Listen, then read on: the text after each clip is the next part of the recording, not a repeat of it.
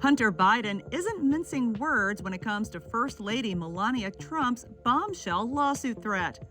Biden refused a reported request from Melania's lawyer that he apologize for claims he repeated about her alleged connection to Jeffrey Epstein, telling YouTube personality Andrew Callahan in a video published August 14th that saying sorry isn't an option for him. We're here maybe to give you the platform to apologize to the First Lady for your statements that you made about her possible connection to Jeffrey Epstein. That's not going to happen. Party that Melania Trump describes where she met Donald Trump, that was a party hosted by a modeling agent by the name of Apollo Zampoli, who was known by Trump and by Epstein. And in fact, Epstein was at this party. Why would they be going out of their way to deny the undeniable? Well, let me look confused a moment and then come to the obvious conclusion that there must be something else they don't want us to know. According to a letter from the First Lady's legal counsel obtained by Fox News Digital, her litigation team will seek $1 billion in damages if an earlier interview between Callahan and Biden, in which the former first son alleged that Epstein introduced Melania and her husband, President Donald Trump, isn't taken down, and if Biden refuses to apologize.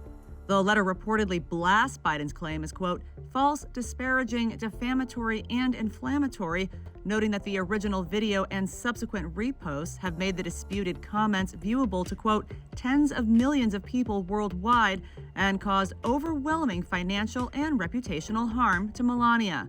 After brushing off the apology request in his most recent sit-down with Callahan, Biden went on to suggest he'd welcome an opportunity to facilitate an official discussion of the matter. And I also think they're bullies, and they think that $1 billion is going to scare me, which is the fact of the matter is that if they'd like to go, I have this to say to them.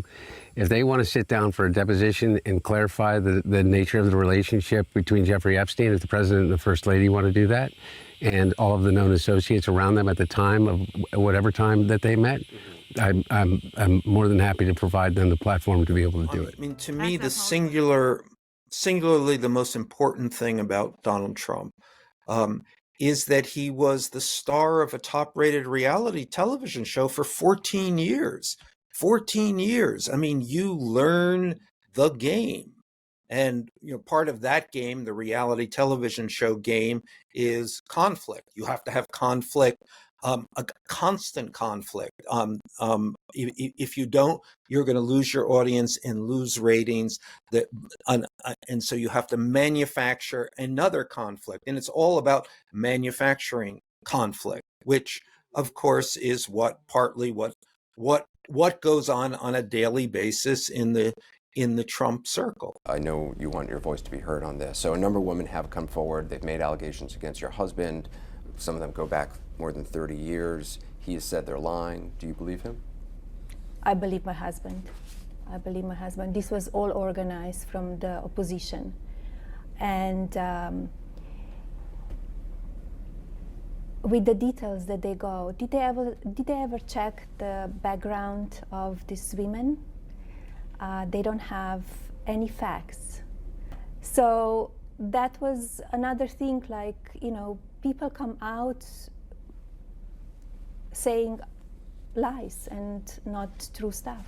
Access Hollywood has reached out to representatives for the First Lady and an attorney for Biden. As for the president himself, he shared his support for Melania pursuing the lawsuit, saying on Brian Kilmeade's Fox News radio show, I've done pretty well on these lawsuits lately, and I said, go forward. Jeffrey Epstein has nothing to do with Melania and I introducing, but they do that. They make up stories. I think Melania and Donald, and I've said it all along, it is the Mark Burnett rollout production show. Their marriage was one made for both of them that put them both on the map. And strategically, it made them both, acceptable to millions of Americans' homes that they were entering into with The Apprentice. So we have to roll back to really understand their relationship as to what legitimized their relationship, making her the supermodel and making him the businessman. And now here we have a woman, a mother, a wife, who has not been by her husband's side whatsoever. And I would say several years ago, she would have been there more. Now, after the conviction that Donald has just faced with the hush money criminal felony case in New York City, she's going to be around less and less. He will continue to move forward. His base doesn't need her there, nor do they really, would it really change the dial in whether or not they would consider him as their be-all, end-all, because they will. But as far as Melania is concerned, she's going to keep her head low. She's going to only do what she wants to do. But she and Donald, I do not believe, are ever, ever going to part ways. But neither, to me, are any more, beautiful. They really are as scary as it gets. My wife hates Donald Trump almost as much as Melania hates him. Almost as much. And I get a good laugh out of that. But you write in the book, literally, and I'm using your words, not mine, Melania blank hates her husband. So tell us about that. Well, I was fishing around. I was, that's a quote from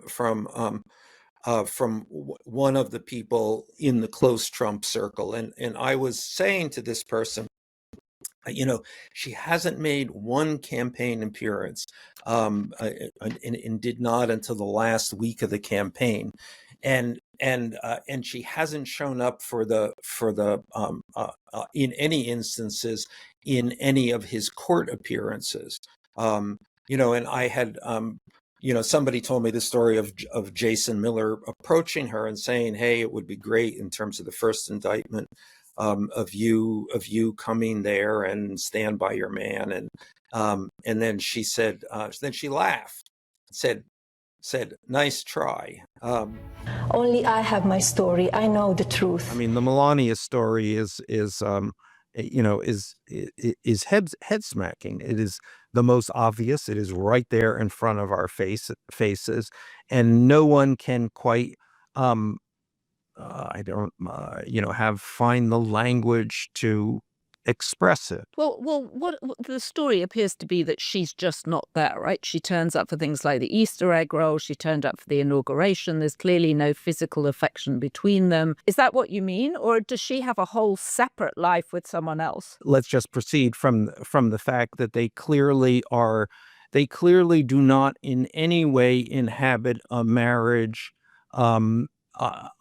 as we define marriage. And I think maybe we can more specifically say they live separate lives. They are separated.